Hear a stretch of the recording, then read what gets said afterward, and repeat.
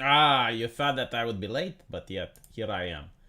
And I do love the whole conversation with heel versus babyface. I'm telling you this behind the scenes, amongst other YouTubers and content creators. Right now, lines are genuinely being drawn. A lot of people are really upset about this whole situation. Where you have like certain people that are throwing heels versus babyface under the bus, and you know, like because I guess it's the easy thing to do, isn't it? It's the popular thing to do. You want some easy subscribers, you go in, you say, oh wow, what Hills did is beyond the pale, blah blah blah. It's the astroturfed opinion. Really, that's what it is. It's the corporate opinion.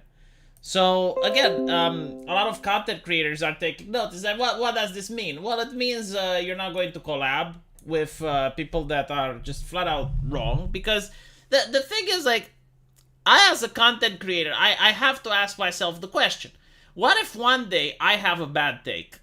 Like, what if one day I say something that goes viral, right? Are they going to be around me like vultures, like picking at my corpse? And if the answer is yes, then why do I want to be friends with them? It's simple as. I don't think that Heels versus Babyface did anything wrong, by the way. I think he actually did everything right. I'm with him 100%. And anyone that disagrees with him, I don't see why I should associate myself with them. Gatekeeping level 100. I genuinely believe so. Like, there is no more discussion to be had. There's no more conversations to be had because all conversations and discussions took place in the last 2 years. Especially when I see women being harassed on Twitter over the fact that they don't want to play a video game. This lady, I made a video about it. She decided to refund Starfield. And because of that, there's people that are harassing her and abusing her. And I just want to know, I just want you guys to know, I'm from the 90s era of the internet. Like, none of that really surprises me. It's like, oh my god, like someone got harassed on the internet. Big fucking whoop. But it's the same people that suggest that if you misgender someone, you should have your social media account banned. AZ was just doing his show and randomly blew up. Well, it's what happens, right? Like, it's on the internet. Eventually, it can happen to everyone. Like you're doing your show, you're doing your bit, you make a funny segment, and all of a sudden it goes viral because someone clipped it and shipped it. And it's not okay to have... Like, by the way, Actman is, in my opinion, the worst out of the whole bunch. Basically, he also had a complaint back in the day that in Star Wars The Old Republic, they have they, them pronouns. But the reason he had that complaint is because back then it was popular to say. Like, back then everyone was mocking this. It's like, what do you mean? Like, Star Wars of the Old Republic? Like, you're making a remake of a classic and you want Revan to have, like, they, them pronouns? Like, that's ridiculous, right? So, he said that back then when it was popular. Now, he is attacking heels versus babyface. And the problem is, it's like, you know, it's okay to have a different opinion. Like, it's fine if you just say, yeah, I disagree with what he did. They're assaulting his looks. They're calling him a virgin. They're saying that you should have a lobotomy. Like, it's all this evilness that they're pulling out on display. Even I, when I go, and criticize a left-leaning person, I'm not that type of guy. Like, I'm not going to say, oh, yeah, they should get a lobotomy or blah, blah, blah. No, it's just like normal criticism, but like, it is what it is, I guess. It's the hypocrisy that bothers me the most. Act Man? Do you mean Act Ma'am? The thing with Act Man is that when he had this channel about to be terminated, I actually, hold on, I think like he did get his channel terminated, right? But myself and a couple of other YouTubers, we stepped up.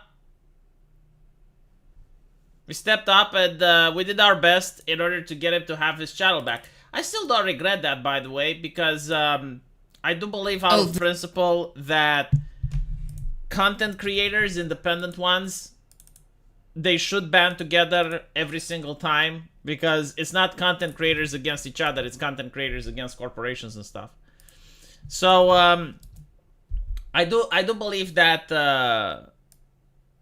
it was correct. It was right to defend Ackman. However, seeing that he learned absolutely nothing from this, like seeing that he's now supporting the same cancel culture, which got his channel demonetized, is just bewildering. I want some buyer's remorse. I haven't been for a while. Well, welcome back, Sad Cabbage. Sad Cabbage, I don't remember you. I'm sad to say that. Maybe you've changed your name? Is that what happened?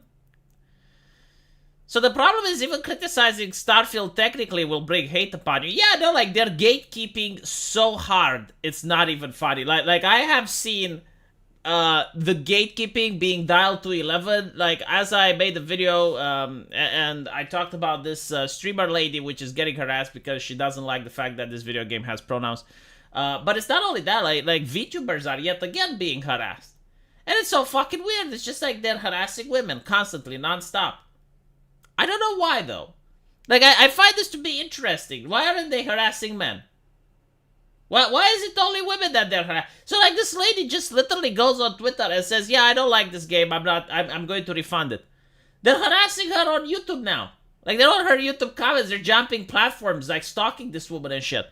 It's like it's a cardinal sin not to like Starfield. It's an insult. I genuinely think that these people are using wokeness as a religion, and they view entertainment like it's the fucking gospel. So basically, when you piss on Starfield, it's like you're taking a piss on the Gospel of Luke. That's how they're reacting. That's how offended they are. Like it's a blaspheming at the highest level.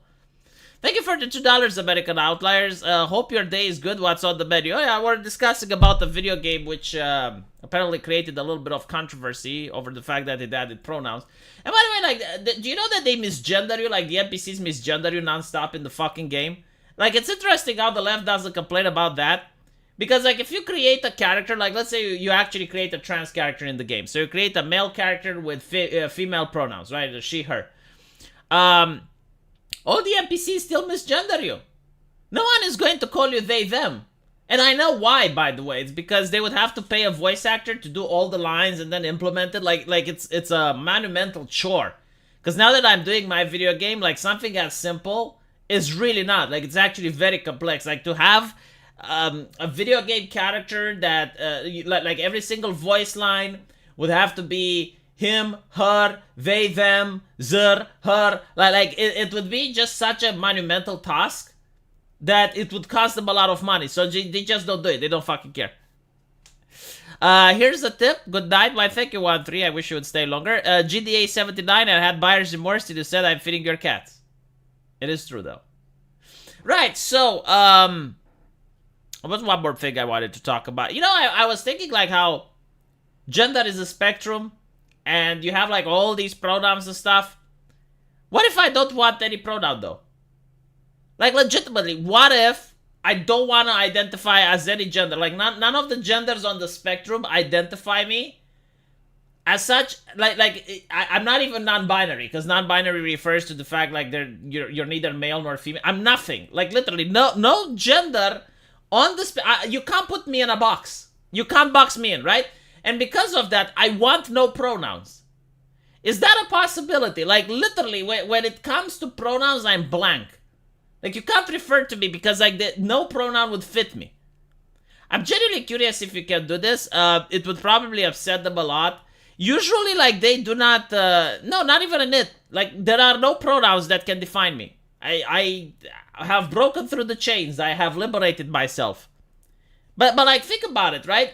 It's interesting because if you look at some of the pronouns, we're not even talking about, like, made-up stuff, but, like, some of the genders on the spectrum are the same thing. Like, you're going to go and you're going to see that pansexual and, like, another one. I think, like, 2 or 3 are the same thing. It's like they're basically just, like, making up words at one point in order to make it look like a spectrum, even though it's not really. But what if I want to do the opposite, right? Like, what if I want to create a state of being where I do not identify with any gender? Like, I looked at all of them and none of them define me. So, therefore, I do not want to have any pronouns, right? Like, no pronouns, don't at me, bro. Yeah, I have transcended pronouns. I am beyond pronouns. They will never accept that. Only if a left-leaning person, like if an activist or someone comes up with the same concept, they will find that it's brilliant. And they will try to impose it. But it's interesting, right? It's a very interesting thought experiment, because if that's the case, right, like the moment you give a pronoun, like you refer to me in any way, shape, or form, you're misgendering me. No, like honestly, it's interesting if you think about it, right? Like I'm really curious if you can implement this in a corporation, like in a corporate environment, but I don't think you can. Um, if you're in a place like Canada, or in any place where like if misgendering is a crime, you can actually do this and see what they will say. Like you can genuinely say, like, look, I looked at all the genders. Like I read about every single one of them. None of them define me. I do not identify with any of them. So therefore, I have no pronouns. And the moment they will refer to you in any way, that's misgendering.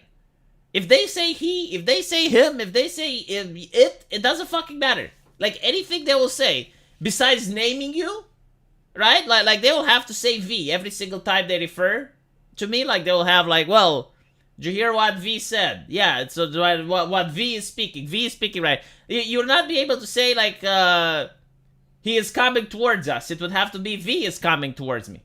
Because the moment like you used anything else, boom, infraction. Yeah, I'm off the gender spectrum, literally. Like, unfortunately, you know, I looked at them. I looked at the gender spectrum. I wanted to identify with something, but nothing that they had described me in a way that I find acceptable. It's not even VVim. No, because VVim would be a pronoun. I don't have pronouns because I don't have any gender. Isn't that just like null gender? No, because null gender is a gender. I do not have a gender. It doesn't fucking exist. Like, null gender would be putting me in a box. I cannot be contained. I am unleashed. There is no box that can fit me. A guy named Chad, who is Christian, put his pronouns as assigned by God, and he got fired for it. Yeah, it's called malicious compliance. Like, they actually have a name for that. So, you need to... You need to play it in a way that way they don't know, like, is this person like a lefty crazy, or is he just like a right winger? Right? Is he trolling, or is he lefty crazy? When when you put it like that and they don't know, that's when you win. Because they're afraid, right? Like they can see that you're trolling, but they're just not fucking sure. They're like, okay, like he's trolling, but what if he isn't? And then we get a lawsuit. That, right? Because if you go attack helicopter, if you go assigned by God, oh, okay, well then he's trolling, obviously a right winger, and that's the whole reason they have these pronouns things, by the way, is to select the right winger for the group, like to see who is not compliant. So you identify yourself the moment you do this. But if you go and you say, well, I don't have any gender, I don't identify with anything. Is this person like for real? Or is he like literally a left-leaning person? They can't tell. I don't consent to you referring to me in the third person. Yeah, like exactly. I don't consent to you referring to me in the third person unless you're naming me. Like you can use my name. These people believe in manufactured reality and they are the HR and lawyers. I thought it would be funny to connect pronouns to RNG and refresh hourly. No, because if you do that, again, it's malicious compliance. Like the whole reason that they're doing this is to select left-leaning people from right-leaning people. Like, they want you to start speaking out. They want you to start complaining about it, right? Like, they want you to cause a scene so that they can fire you. But if you don't cause a scene and you play by their rules, then you force them to play by their rules. It's like basically doing like a legal jujitsu, actually. Legal jujitsu. Then you win. They just ignore your points or say you are breaking the law. Not necessarily. Like if you're in a place, again, if in your company they say that misgendering is punishable, or if you have like a law against misgendering, if you say that you do not identify as any gender, right? Like you just do not view yourself as being part of the gender spectrum because none of the gender spectrum represent you yet.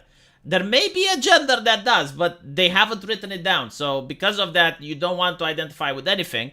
The moment they use any pronoun towards you, you're being misgendered. By law, they're breaking it. So, again, it depends where it's taking place. I think like Canada has like laws against misgendering, maybe the United Kingdom, so it is what it is. This is heading towards all of us being it's. No, it's heading towards people just calling you by name. Like, unironically, if I was in a classroom and, like, everyone had their own genders and everyone had, like, their own, like, someone wants to be called Zur, someone wants to be called Hur, and all of that, I would just call people by name. Like, there's no fucking way I can remember all of that. Like, how do you remember? Like, if you have 40 kids, like, that's how many I had in my classroom. I think now there's less. But if you have 40 kids in their classroom, like, and everyone has, like, their different genders and they can change based on the day and stuff, like, how can you remember all of that? You can't, right? So, like, what you do is, like, you just call them by name and problem solved. V fails to understand they don't care about hypocrisy. No, but this is about legislation.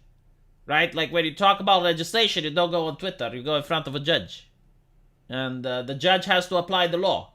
And if the law says that you can't be misgendered, and you have paperwork showing that you don't have a gender and you don't have pronouns, I would address students as you. Yeah. But, like, what's interesting, and this is what I found fascinating, that there was a teacher that came out, and what he said blew my mind. So, this was an American teacher, actually. And what he claimed is that the school tells them to actually use the preferred pronouns for children. Right? So, like, if a child wants to be called she, you call that child she. If a child wants to be called Zer, you call them Zer, and so on and so forth. However, when you're talking to the parents, you have to use the child's birth pronouns and the child's birth name. And, you know, like, it's this conniving thing that really bothers me. It's not the fact that they have to respect the children's pronouns and whatnot. That's not the thing that enrages me. The thing that enrages me is the covert nature, like the subversion that they're trying to do. So, like, when you talk with the student, you have to use whatever name they want and whatever pronoun they want, right? But when you're talking to their parents, you have to use their birth name and their birth pronoun, if that makes any sense.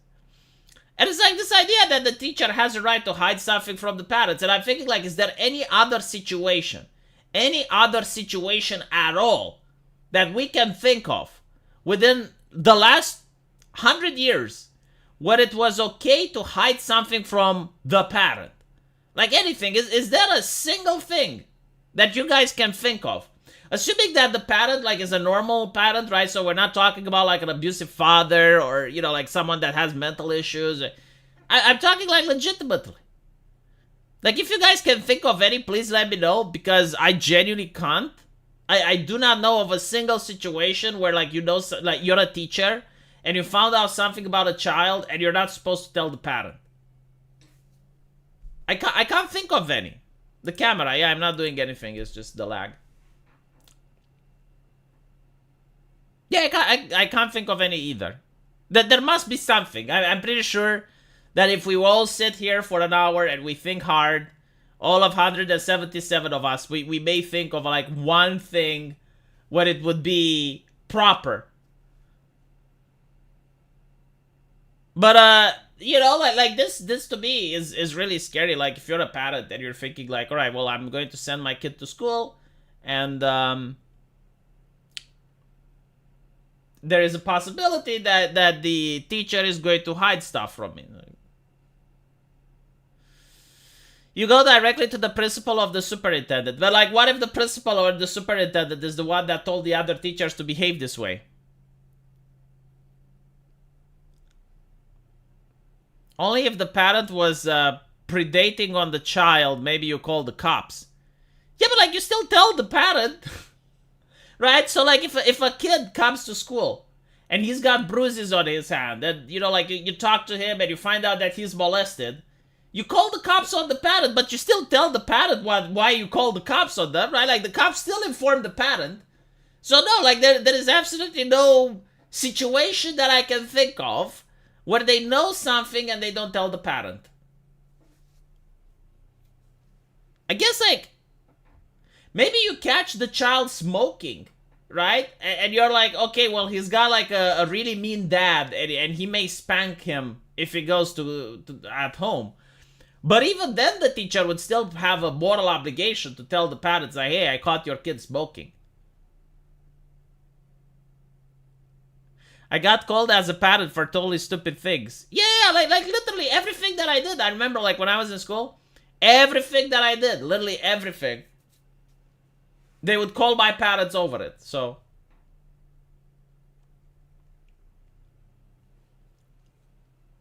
the cop would tell them, I suppose, but not the teacher technically. Well, it doesn't really matter, okay? Like the end result is the same. But probably the teacher would as well. Like, you're telling me if the parent would call the teacher and it would be like, why are the cops at my door? Like, the teacher wouldn't inform him. It would be, well, because, like, we spoke with little Billy and we didn't like what he had to say.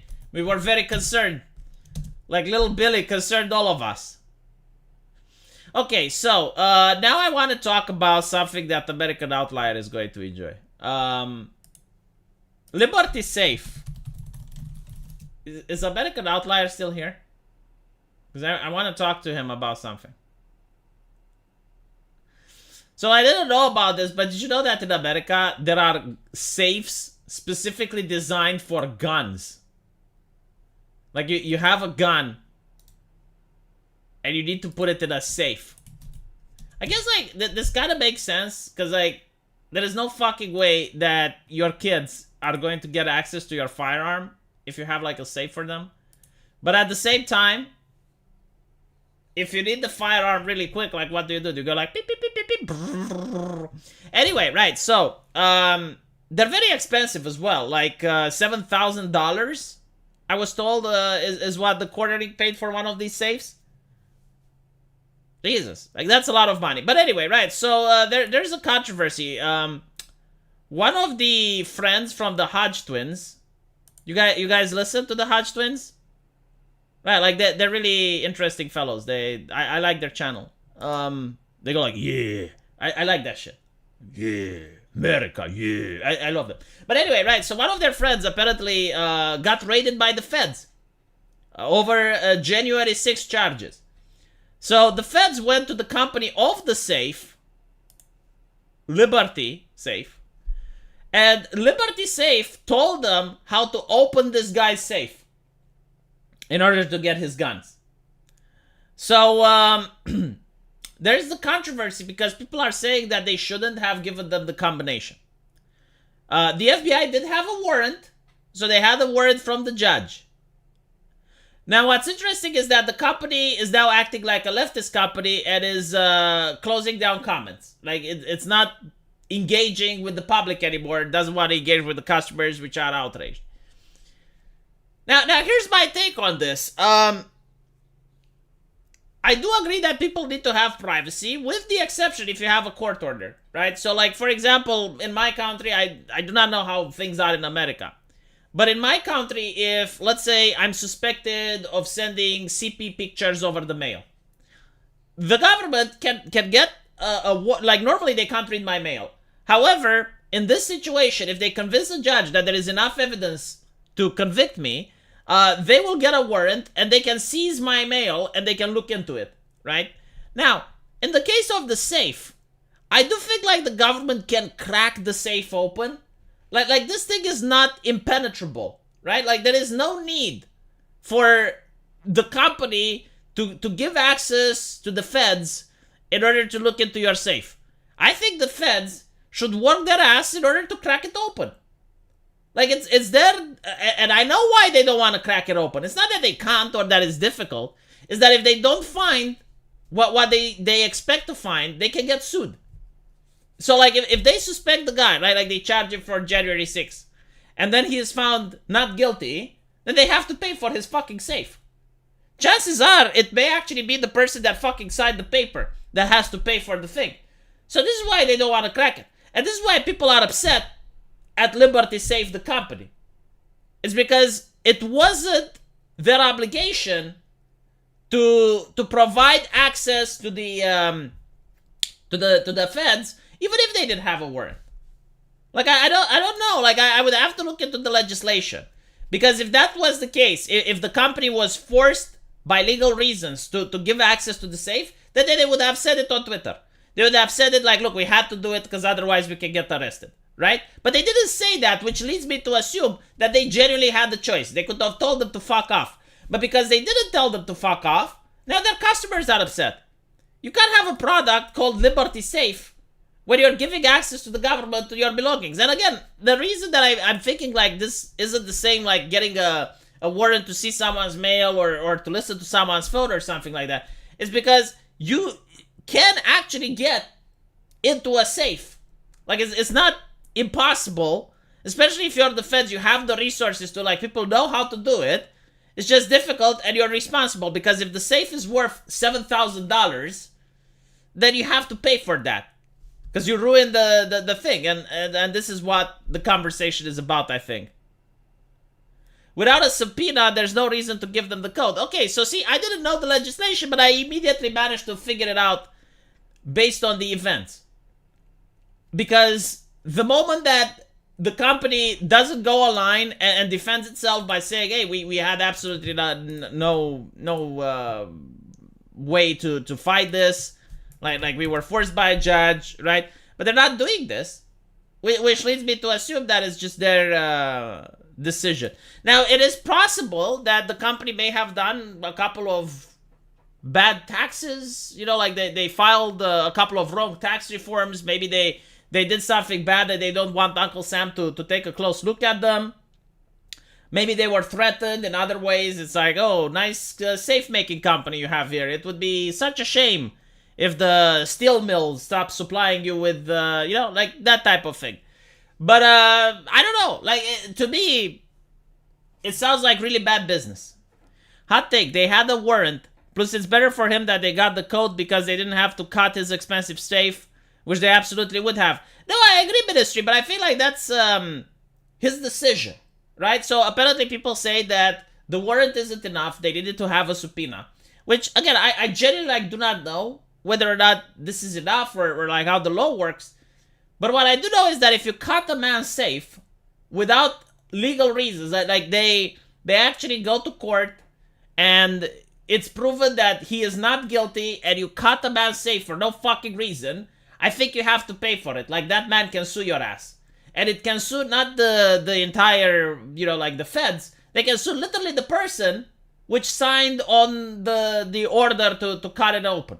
So, and at the end of the day, I think it's the person in charge to decide whether or not he wants his safe to be cut or not. Like sure, you know, like if the police comes to your house and they're like, we want to see what's in the safe. And you're like, sure, go ahead, like look at it up. I've got nothing to hide, right? So they open the safe, you give them the key.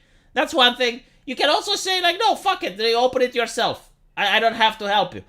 Right? Like, there's going to be made a note that you're not cooperating with the authorities and they're going to open the safe by force. The government can afford the damn safe. Yeah, but like, can the person that signed the order, can he afford it? Because that's the thing, right? Like, imagine you're working at the feds, right? You're the prosecutor or whatever, like whoever has to sign on the dotted line. And you have to pay $7,000. Maybe you can afford it, but is it nice? Like, do you want to do it? And the answer is yes, like for how many people? Because that's another thing, right? Like there may be multiple people. But my question is like, what if you had the safe that wasn't made in the United States? Like, what if you had a Chinese safe? It was made in China. How would they have gotten the code? Like what? Do the authorities not know how to do their job unless the safe company gives them the code? The CEO cocked. Yeah, like the problem is, even if it's legal or not, the problem is that the CEO did a bad decision which is going to affect his sales. The company could have pulled an Apple when they denied the FBI access to Florida Sugar phone due to privacy clauses. Well, yeah, like the whole thing isn't about like the incident, right? Like this is what the left thinks. It's like, well, it's about this particular incident. It's not.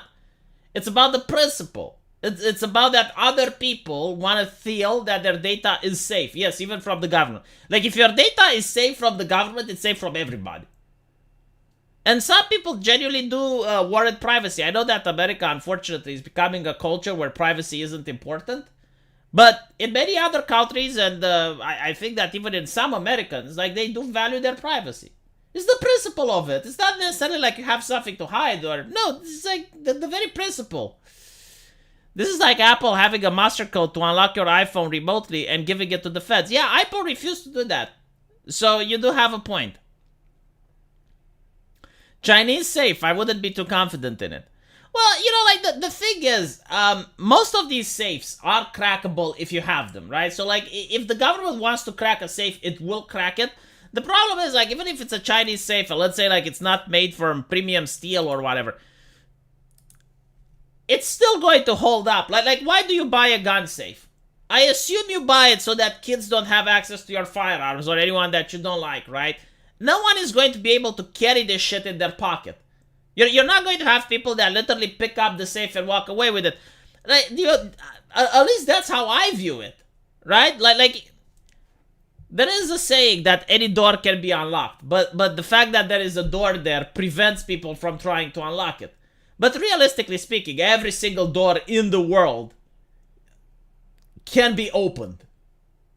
If not by one individual, then by many. Like, there is not, like, even a bank vault, if you get like 10 people who want to open it, and assuming that there's no one in the bank and they're allowed to open it, like, they can, right? Like, okay, if a bank accidentally manages to lock its vault and is unable to open it in this hypothetical scenario, you can call a team of people that are eventually going to open it, right? So the reason that you have a safe is to dissuade people from trying.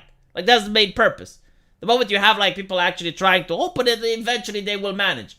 So in the case of a safe, whether or not it's made in China, like, eventually people can just, like, if someone is like super determined to get into it, they will just take it into another location where they're going to have a crack at it. And I'm pretty sure there are tools and ways to get into any types of safe. Like, even a Liberty safe potentially can be gotten into.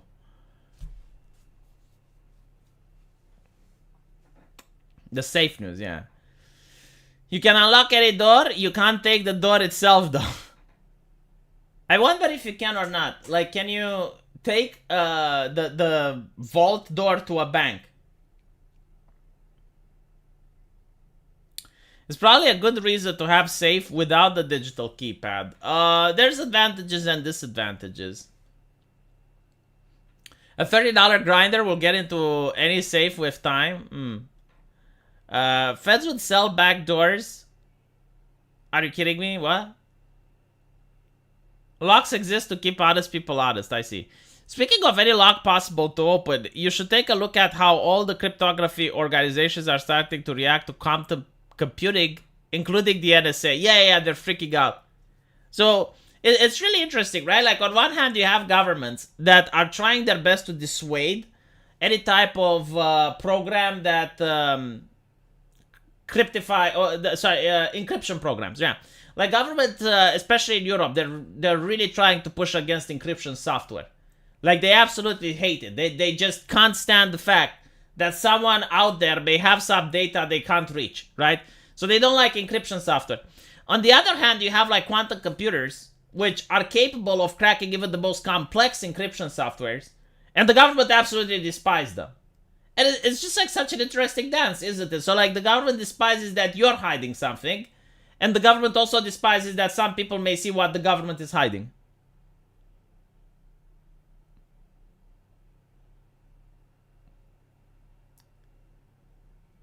Should we discuss the early 90s when the enterprising Romanians were stealing the whole ATM?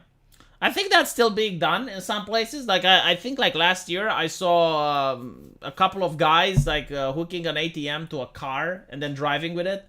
Like, literally pulling it off the wall. But like, if you do that, if you're dumb enough to do that, not only will you get caught, because most ATMs also have a camera lying around. Not necessarily like with the ATM, but at least in the general area. But it's also like not really that profitable. Like, there's not much money in an ATM. I mean, maybe you can get, I don't know, a couple of $1,000 at most. Like you're not going to get like $1 million from stealing an ATM, basically.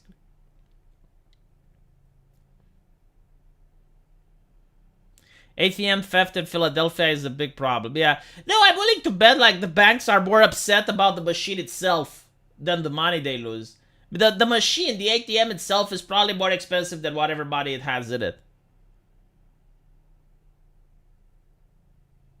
They don't steal the ATMs here. Much more profitable to skim the cards. This is something that I never understood. Like, if you steal someone's credit card, First of all, there's like a number lock which decides that you can't buy more than like a certain amount, right? So like for example, for my card, I think it's like maybe $2,000 lock.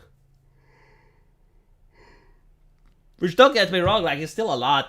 It's $2,000 or like 10 transactions per day, which is still a lot, right? Like it's a lot of money. But then you think about it and you realize, okay, but like everything you buy is view like they know what transaction you made and where you made it, so they can lock your transactions. Like you can't order stuff online, you can't. Right, by the time the thing arrives, you're probably getting caught.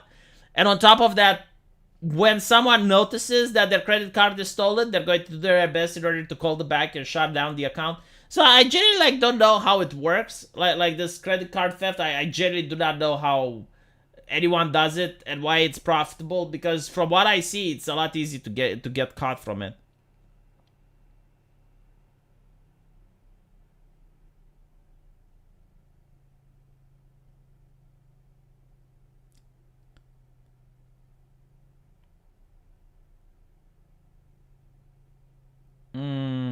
LA has ATM graveyards, just empty lots where criminals throw the. Jesus, that's interesting. Yet in south of Romania, someone blew up an ATM but got scared of the explosion, so he forgot to get the body. I didn't know about that. That sounds hilarious, though. Man, like some criminals are really stupid. Other people work for the government.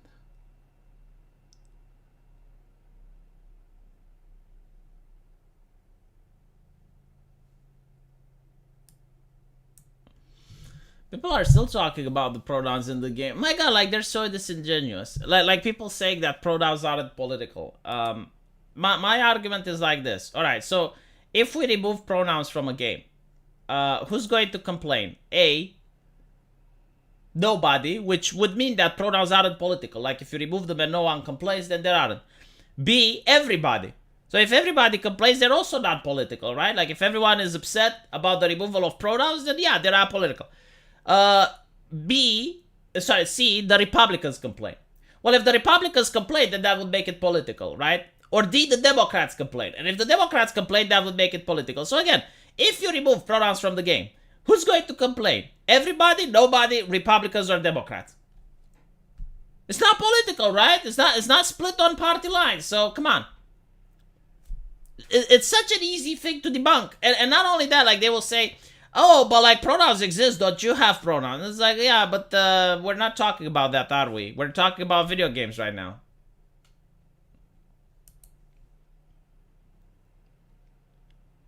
Did you see that Nexus mod will ban all anti-pronoun mods for Starfield? Yeah, it's true. No, I'll show you in a bit, right? So I want you to notice the same people that ask you, because this is why, right? They keep asking you, why do pronouns matter? And I will show them. It matters because according to Wemic God, they have made an official announcement that they will stand against transphobia. My bad. Bigotry has no room for hate. Any mods that promote this will be removed. Starfield is groundbreaking in so many ways. Socially, culturally, and economically. Right? So, like for them, this is a social and cultural victory. This is why they're gatekeeping so hard. Because they notice that there are chink in the walls. Chink in the armor, right? Like that's what it's called? Chink in the armor. And because of that, they are gatekeeping very hard because they don't want for this, what do they call, social and economic progress to be taken away from them. That's why they care. It's literally stick a flag in it, yeah. Stick a flag in it. They stuck the flag. It's a flag in it. They flagged it. Economically, because it's like $70. No, economically, I think it's because the HR lady gets to work there, and the HR lady is part of their clique, so she's making bucks, making big bucks. Nexus is criminally anti-creative. I could my mods on the dang and get an extra 4K, 10K subs, but I won't do it. I genuinely like do not know when it comes to mods, like I would expect people would just use another website. But like I noticed that on the internet, like once something centralizes, like Nexus mods, right? Like once it becomes centralized like that, you can't have alternatives, right? And I assume like the Nexus mods probably don't make these decisions by themselves. I assume it's top down. Like I assume like whether it is the payment processor, whether it is the people that are hosting the cloud for them, whatever. Like someone told them you need to ban these mods. I am 100% sure that this happened. And it's interesting because again, like a mod is something that you get to experience on your own. Like you mod your game, and it's an experience just for you. Like it's not a multiplayer thing most of the time, right? So like what you do in your bedroom is entirely their business. Like if you so like this is the thing that blew my mind, right? Baldur's Gate has like an interesting character. He is called, I think, like the Sword of the Coast, and he's a warlock. Now this character is black, and he's got like this deal with the devil. He's got an interesting storyline. But a lot of people were given the message that representation is very important, and you can't play a character that doesn't represent you. So they made a mod in order to turn this character white. Now, I don't think this is a racist mod, just like making a white character black, I've been told, is not racist, right? So like it shouldn't be racist to just do a skin color change. I mean, like these things existed for quite a while, like even in Skyrim you had these mods. Like it's not a new thing. But Nexus mod banned that mod, and it goes to show, it's like, okay, so like if a major publication, if a major title were to, let's say, make a new video game right now where they would make Blood Rain the vampire, right? They make Blood Rain the vampire into a black woman, or actual Dune, right? Like Dune made this. Dune made a female. They race and gender swapped a male character into a black female. Okay, when they do this, it's progressive. It's fine. If you complain, you're a racist. If a mod does the opposite, the mod is a racist. How does that work? Yeah, whatever. You have to go where the people are if you want your stuff to be used. Steam Workshop is still good and allows, at least for RimWorld, all white black colonists or triple K ideology. Again, I don't care. Like when it's about mods, you can have communism, you can have whatever. The person is taking the mod, is putting it on his own computer, right? It's not influencing anyone. It's just his personal experience with that game. And by the way, like the mods which you described, like KKK ideology and all of that, like they're not popular, are they? Like from what I noticed, the mods that are popular are the anime waifus, which again, Nexus mods banned. Like there was a mod which in Resident Evil allowed for the Ashley, I think, to be naked. They banned that.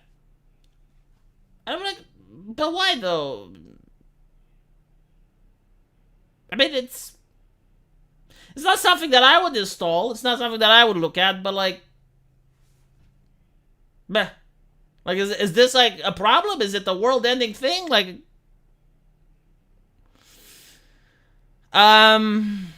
Fallout 4 has so many Pride and BLM flag mods. Yeah, like that's the thing, because like when you go to Nexus mod, you find literally everything you want. The most popular mods are nude mods for Skyrim. Doesn't surprise me. Try to super chat, but Google doesn't seem to want me to give my friendly Romanian money. I'm so sorry, NG Angel. At least tell me you were going to super chat me like $1 or something, so I don't get a lot of seller remorse. Yeah, anime is illegal. Will, the Blade of the Frontier, a hero who fights demons, but he's level 1. Yeah, like I love this when you go to the Dungeons and Dragons table, and like characters the players make their characters, and they come up with these like absolutely ridiculous backstories, and they're all level 1. I will tell you that at least in Baldur's Gate, Gale also has like a bizarre backstory. Like he had sex with the goddess of magic. And I'm like, motherfucker, if you had sex with the goddess of magic, you wouldn't be level fucking 1. He's like, he's a prodigy in magic, and He can control the weave, and he can do things that other mages can't. And I'm like, dude, if that was the case, if you could actually do that, you wouldn't be level 1, would you? There's actually all of your party members are like that, aren't they? Except for the one that wants to taste your flesh. Let's see what I. Oh yeah, you got this party member, which apparently the chica that says fuck fuckity fuck fuck fuck, the one from South Park, with the mental illness haircut. Like she apparently was a warrior in some devil's army, and she was fighting for her entire life, and she killed millions of soldiers, and you're looking at her, bitch, you're level 1. Shut the fuck up. You didn't do shit. Oh, the vampire. Oh yeah, like he was a vampire, and he prowled the streets at night, and he assassinated people, and he sucked the blood, and then level 1. Oh, come on. Come on. Yeah, they all have OP backstories that are level 1. You know, like in Baldur's Gate 2, you didn't have that. Like, it's like, oh, this is a ranger. He's sent to be a bodyguard for this red mage. Oh, this is a draw. She managed to escape the oppression of her people. And Rosa's wife, Rosa should get better taste, honestly. Small things like that ruin the game for me. Just write a level 1 like a level 1. Yeah. I guess, you know, like sometimes you can make like a level 1 with a huge backstory, like the Moon Elf. I don't really know what her shtick is, but she's like serving the goddess of forgetfulness, so like she has her memories erased. Like she might be just as powerful as Johnny Renicus, but she doesn't know, which is fine, because like the backstory makes sense.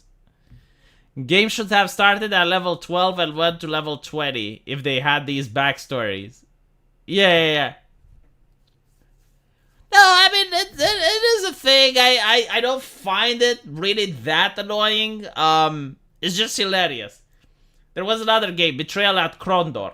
I remember that. Like the entire game was hyping up like this court mage that worked for a guy called Prince Arutha, and Prince Arutha had like this mage which could bend space and time, and he was like incredibly powerful, and you see him in the cutscenes, and he casts like powerful magic and shit, and then he joins your party and just knows one spell, and I'm like, Nani?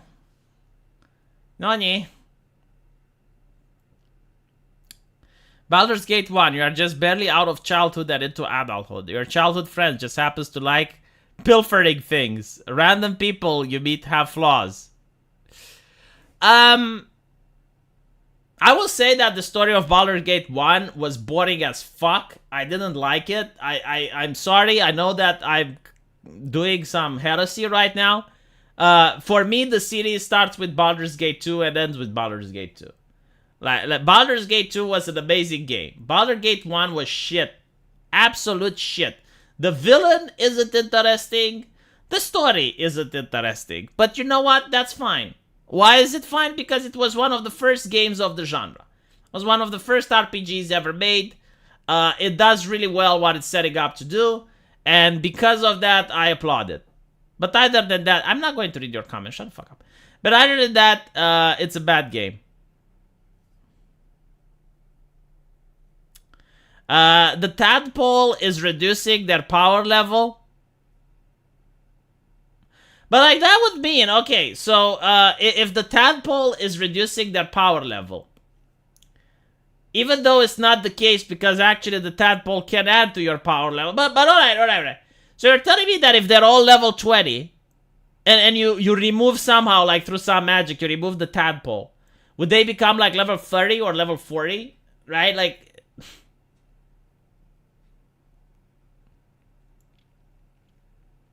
you just insulted Baldur's Gate. There's people who will have it. Dude, go replay it. Go fucking replay it. It's not the greatest. Baldur's Gate 2 is the greatest. Like, go replay it. No, I played it recently. I know what I'm talking about. Just don't play it with, like, the Baldur's Gate 1 remake. Like, they added these 2 cringe characters. My fucking god.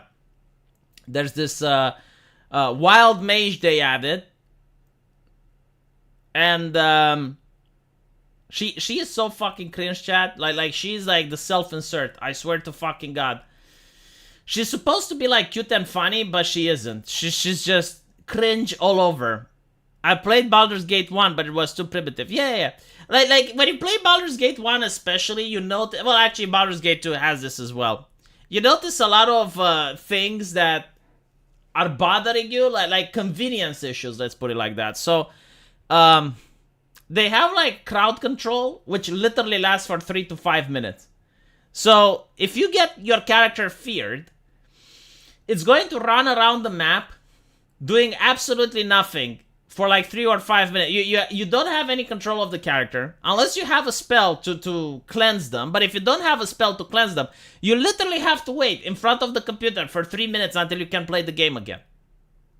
It is ridiculous, but what can you do? Will I play Blasphemous 2? Yes. Neverwinter's Night 2 was the greatest. I'm not going to lie, Neverwinter Nights 2 was really good, especially even the expansion. I'm actually planning on picking it up again and playing it one more time. I really loved it. So Neverwinter Nights 2 is something that I would definitely recommend to people. Dragon Age 1, another amazing game. Mass Effect 1. These are like probably the best RPGs that everyone should play. Pathfinder Wrath of the Righteous, another RPG that is just like chef's kiss. When it came out, it had a lot of bugs, but if you play it now, it's good.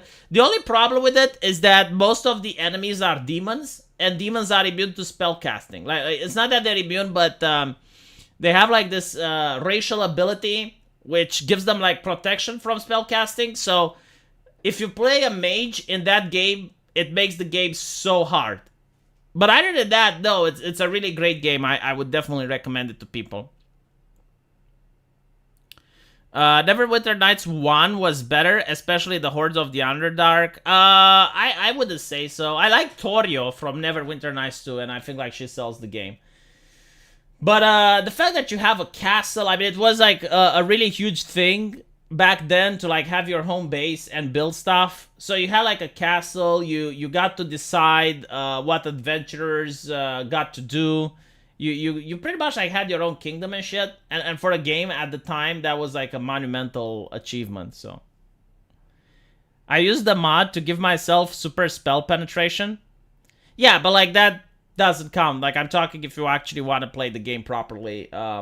It's like you gotta, like, if you want to have a proper mage, you gotta pump that spell penetration slot. You gotta work it, baby. You gotta do everything possible just to do some damage.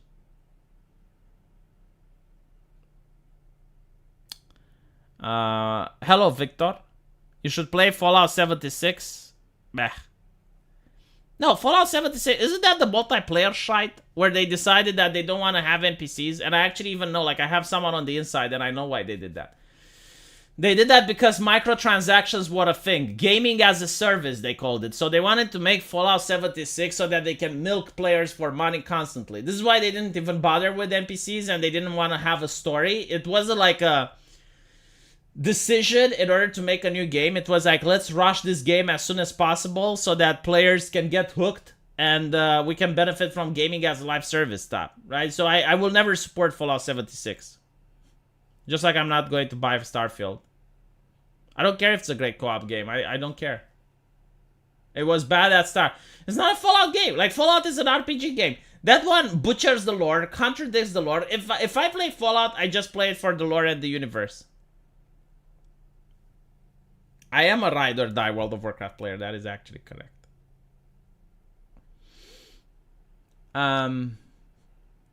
Anyone who didn't like Morrigan is a homosexual. Morrigan was such an attractive character. I guess like the reason you could choose not to like it is because she was actually evil in a certain way. Liliana was the waifu that many chose. I'm like 95 hours into a Lich playthrough and only in Act 3. The game devours time. But it's a great game, isn't it? Like, there's nothing to complain about it. It's like, oh, the game devours time. I don't care, like, if it's a long game or a short game. As long as I'm having a lot of fun, it's great.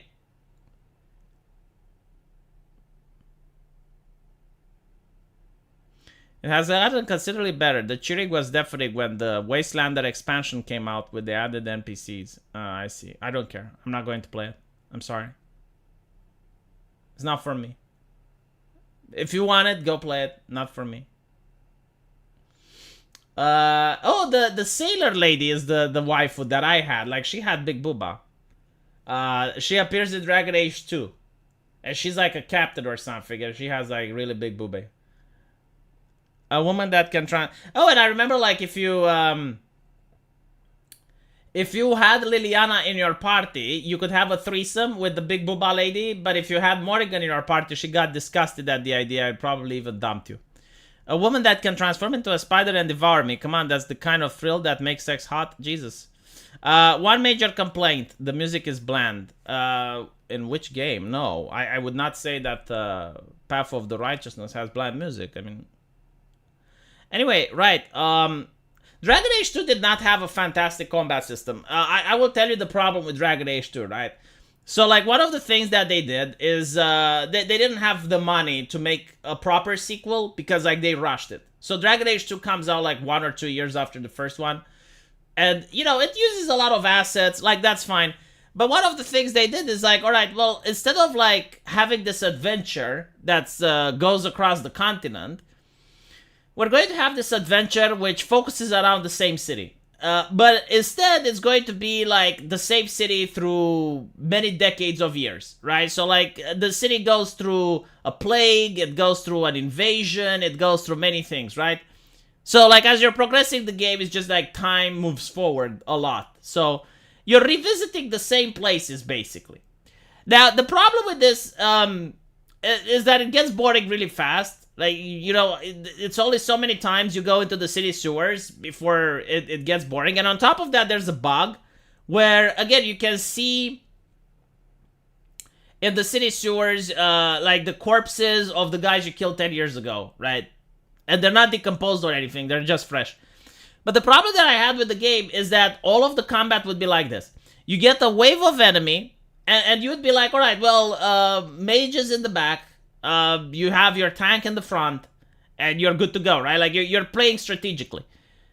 But then, like, some spiders drop into your back line for no fucking reason whatsoever. Then there's no way you can cover for that. There's nothing you can do, right? Like, you have enemies that just spawn onto the map, and it kind of removes any strategic aspect from the game. Because, like, even if you put your players, like, your mages with the back against the wall, if like, something teleports literally next to them, how can you account for that? And it's just stressful. It's just boring. Like, I personally, like, didn't like it. In Dragon Age 1, that never happened. Like, you don't have enemies just spawn on you. Like, enemies just spawn on your backline. I think it's, like, maybe to add some level of difficulty or something, but I didn't think so. Thoughts on Jade Empire? I didn't really play it because it felt like a Western... it felt like a Japanese RPG, and at the time I didn't like it. It's basically like move from point A to point B, watch cutscene. Move from point B to point C, watch cutscene. I don't like those types of games. Once you save a kingdom, the other you're just on a single city. Yeah. Not to mention every character had their own special abilities and talent tree. That is interesting, yes.